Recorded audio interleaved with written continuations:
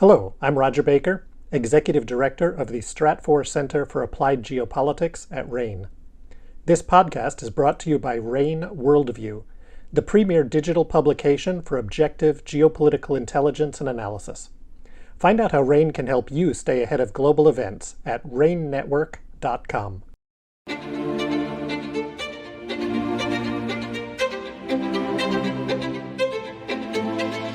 This is RANE's Essential Geopolitics podcast, your go-to source for quick and reliable geopolitical intelligence.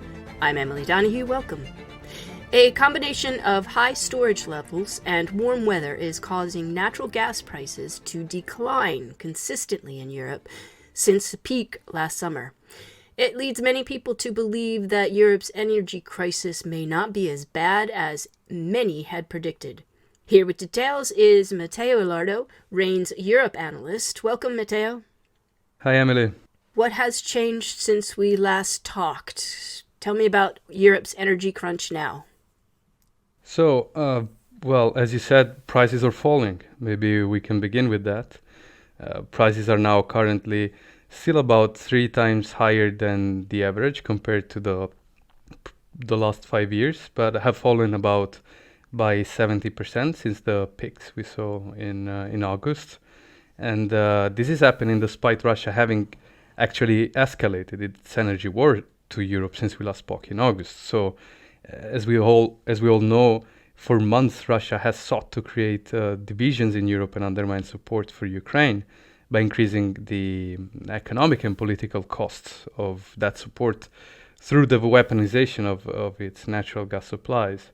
It began doing so in April, first by demanding payment for gas in rubles, then by gradually reducing flows through its main pipelines to Europe, including the Nord Stream line that connects Russia to Germany.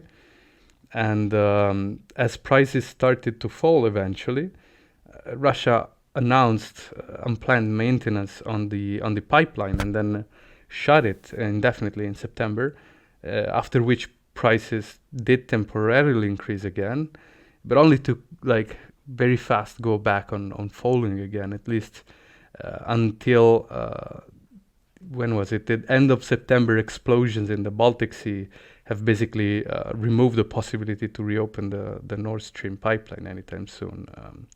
Prices again increased significantly because of that, but then dropped again shortly after, continuing dropping for the following weeks, showing how dynamics within Europe's energy market had changed. We now know that those explosions were mostly likely sabotage. We don't know who did it, though we do have some suspects in mind, of course. What we do know for sure, though, is that flows won't increase anytime soon now. Europe now receives only about 9% of its total consumption from Russia in terms of gas, down from the 40% before the war, and still prices have been falling. This is thanks to, of course, to Europe's various efforts to reduce reliance on Russian gas, and but mostly helped by oversupply now, for now at least, of LNG. And warmer than expected weather in October that very much delayed the heating season that has yet to begin around much of the continent. So long story short, energy crisis in Europe did worsen in terms of supply since August, but also improved in terms of prices. So, Matteo, in the past we looked at Europe sort of scrambling to get to 80% capacity of its LNG storage. How prepared does Europe look now? I'd say decently prepared, which is one of the reasons why prices are falling in the end. European countries, worked hard to boost storage levels indeed in summer, which was one of the main drivers behind rising prices in August. And we're about now 95% full in the continent. Germany is about 99% full. And this should ensure a relatively well-supplied winter in Europe, of course, provided the non-Russian supplies remain stable, they don't decrease further, and winter is not too cold in Europe. So having slowed down the purchase of LNG because storage is now full, prices are falling as a consequence. Electricity generators and manufacturers, we're talking about both industries and power producers, have also switched to alternative fuels. We see coal-fired plants coming back online, nuclear reactors too, and then companies switching from burning gas to burning oil, particularly diesel, with rising flows coming from Asia and the Middle East. So this all oil switching is definitely helping. We saw also and this is very important, a whole new series of gas supplies, new deals being signed by European countries with alternative suppliers, so non-Russia gas now coming into Europe from Azerbaijan, North Africa, Norway especially, and it's now at kind of maximum capacity, and and it's but still far below what Russia used to provide, which is in the end why LNG imports are playing such a big role. And Europe, in fact, had to expand the necessary import infrastructure to accommodate all the new LNG coming its way. Germany leads the way in this sense, in terms of additional regasification capacity. It has 5 new floating LNG terminals, 2 of which should even come online by the end of 2022, the others by next spring. And countries are also building new gas pipelines on the continent. There's the new pipeline, the Baltic Pipe, connecting Norway to Poland, already started operations in October, and will definitely help already this winter. But others then will come in the next years and will help phasing out Russian dependency on Russian gas in the future. And then we have renewables, with EU countries accelerating a rollout in low carbon energy in various different ways by setting up investment schemes, easing and simplifying rules and tender procedures, though these measures will mostly start having a meaningful effects in months, if not years. So for now, altogether, the demand reduction, which is energy saving, both in the form of power and gas, remains the key strategy here to go ahead and reduce reliance on Russia before winter. From the supply side, we don't really have space anymore for any short solution. We exhausted all possibilities to diversify for now, and so it's all about reducing consumption, and that's the main way to reduce the risk for gas shortages in the winter. EU countries did agree on a target to voluntarily cut gas consumption by 15%. This was done in July, ever since governments have announced a whole series of or recommended measures to decrease consumption through, for instance, changes in consumer behavior, such as lowering heating in private and public buildings. But most decrees are coming from falling industrial consumption, mostly from companies in those energy-intensive sectors such as steel, metals, chemicals, fertilizer, etc., which are all cutting consumption due to high energy costs. But this obviously has a cost in itself, right? This is because industrial production is dropping in these sectors, which has immediate but also potential long-term economic consequences. As Europe is basically, by decoupling from Russian gas, what Europe is doing is that it's abandoning its industrial model based on cheap and reliable energy supplies.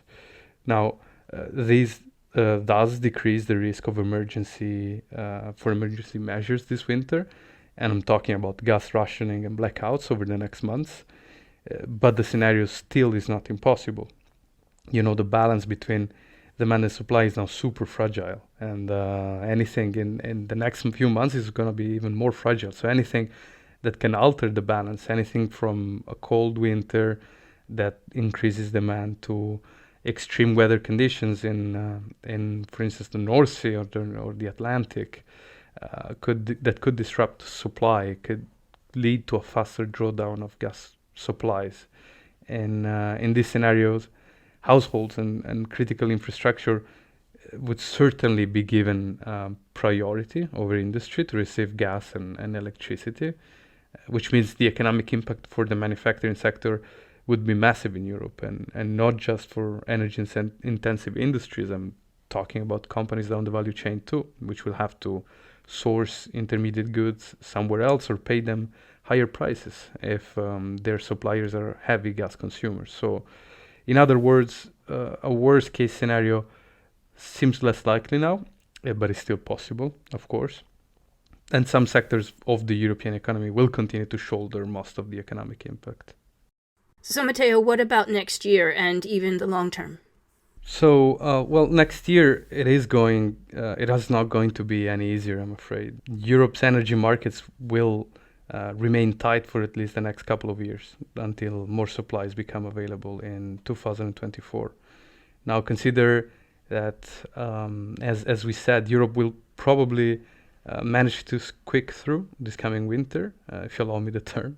But this mostly likely will mean that we'll be able to do so in Europe. I mean, by burning all the gas that we have in storage now, which means we'll have to start all over again next year with trying and store as much as possible for next year, the one in 2023-24. On a typical winter, we end winter, the heating season in Europe, with about 20% of storage full at the end of an average winter, not too cold. But we usually do so while continue to relying on imports of Russian gas throughout winter, which won't really be available this time around. So we'll probably have a situation with near to zero storage level in March, and then we'll have to start building storage all over again, and we'll have to do so without receiving even if limited, the Russian gas that we received this year. That helped increasing storage. So if you do this, also assuming that Chinese demand will be back. China this year hasn't really been buying all the gas that it usually needs due to lockdown related to Xi Jinping's zero COVID policy that have reduced economic activity, and then we can expect higher competition from China as well. So long story short, replenishing stocks may actually be harder next year, and supplies will remain limited, prices will remain high, and in other words, demand destruction across the continent is probably going to stay through at least 2024 and will continue. Gas supplies will continue to remain expensive for even beyond 2024. If we assume that Europe decides not to restore the energy relationship it had with Russia before the war, once the war ends or at least simply ossifies, then the energy supplies to the continent will remain more expensive. We'll still have in Europe enough supplies by looking at current infrastructure development and long-term supply, LNG supply deals, and gas will remain relevant in the energy mix of the region for at least the rest of the decade. But these supplies will be more expensive, which means gas and electricity prices for European industries will be more expensive, and European industry is going to be less competitive.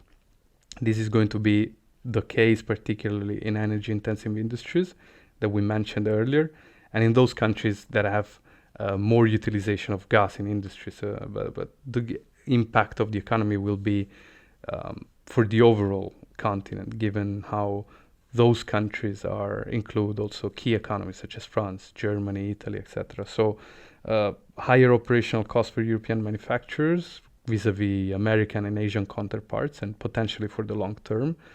And some manufacturers will have to decide whether they want to maintain lower production, operate at lower margin, shut down altogether, simply relocate where energy is cheaper. So as more industry groups decide to do so, to relocate, this could lead to what we could call a deindustrialization of the continent, at least to a certain extent. So, but now I don't want to be excessively catastrophic here, though. Delocalization is definitely a concrete prospect for energy-intensive industries. It's not, and particularly for those industries where natural gas is both used for power and as a feedstock, like chemicals and fertilizer, not all manufacturing sectors will be hit to the same extent. I mean, European manufacturers have been operating at a competitive disadvantage with the US, for instance. For decades in the US, energy is usually 2 to 3 times cheaper than in Europe, and this has not led to deindustrialization or to significant increase in market shares in America vis-a-vis Germany, for instance. So definitely more headwinds for European industry moving forward, but not necessarily a massive deindustrialization as many feared. Of course, certainly for some factors, but not a complete deindustrialization. Plus, if we look at current infrastructure projects for natural gas, such as terminals and pipelines, we can also see them as potentially dual use, meaning they could be repurposed for hydrogen, to import, transport, store hydrogen. So with a pickup, with a scale, with a deployment of renewables at scale, it means that the region will remain committed to natural gas for as long as, long-term LNG supply deals remain valid until they expired, if by then hydrogen technology has indeed become an economically viable alternative to natural gas. By the end of the 2020s, and I conclude here, high prices will have forced some European producers to relocate where prices are lower, but larger companies, with the financial resources to operate at a cost disadvantage, while accelerating energy transition plans, will indeed find themselves operating again in Europe when operating in Europe becomes advantageous again, given the competitive advantage in the usage of renewable energy. And this is even more the case if we'll have a carbon tariff in the EU by 2026, the so-called EU carbon border adjustment mechanism, which has indeed the potential to be the most significant balancing force here against European deindustrialization. So a lot of contradictory forces at play here, and overall not a completely bleak picture as the current situation seems to suggest. Thank you for that analysis, Matteo. Thank you, Emily. Matteo Ilardo is a Europe analyst for RANE, the risk intelligence company.